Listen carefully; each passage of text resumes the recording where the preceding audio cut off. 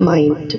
Kay 7 months old raman yun si nanay. Since then, sa iyang pagkatao, naagid siya special needs. Until nga naabot siya ani nga age, from 1944 up to this year, nanay is healthy until na-reach na siya sa age nga old age. Mauna nga nana siya na-experience nga mga sakit. Kay bawo si nanay bisag ingon ana siya ingon ana lang ang iyang pagkatao, 7 months old. Di siya mo reach ana nga age kung wala siya giatiman. Not only to the parents, but to the siblings sa iyang mga igsuon, and most especially namong mga pag-umangkon. Because we love so much nanay. She is very special to us. Kay naa siya special needs, and ug sa kuan pa ni siya, handicap po siya mahimo. PWD ni siya. So, ang tanang needs niya, gi-take care. So, nanay cannot blame us. And we do not blame ourselves kung naunsa man si nanay. She is so grateful nga naabot siya ana nga age. Happy kaayo ta, and nanay is so happy also kay sa iyang last remaining breath.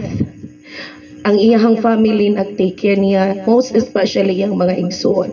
Nag-routine, and then sending money to help medicines, and taking care of her night and day. So grabe ang shifting. So bisan sa kabisi, hangtod naabot na sa mga lalis-lalis, but it's just a normal. Kay kita busy man ta. And I know nanay can understand it, that no matter how busy we have given time for nanay.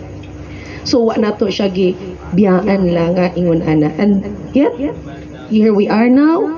Salamat sa mga silingan, most especially to my cousins, mga igsuon, mga pag-umangkon niya, nga nihatag yun niya, give-value yun na mo si nanay. Nanay has a special place in our heart, not only to me, to my kids, sa iyang mga apo, sa iyang mga pag-umangkon, o sa iyang labina, sa iyang mga igsuon. So nanay, wherever you are, we are so happy we have met you as our iyaan. So, ang among mga anak, nakasudong nimo. Nga bisan yan anak ka, they are happy to see you, og na experience nila nga giatiman ka.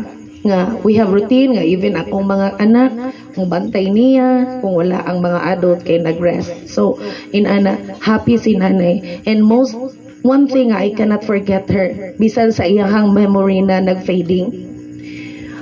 When I ask her the name, kinsa kunay? Dulce. So with a smile, sometimes ma-misinterpret pa niya si tita nga, kinsa man kunay? Nilda.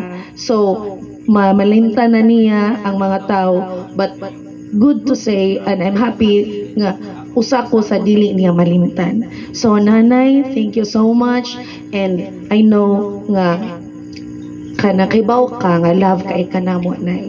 So thank you kaayo sa tanang support sa mga igsuon og sa mga pag-umangkon. So thank you kaayo nga for keeping nanay have a longer life. So thank you so much, and to all who are here. So may gabi na tong tanay. Nanay, rest in peace. We love you so much.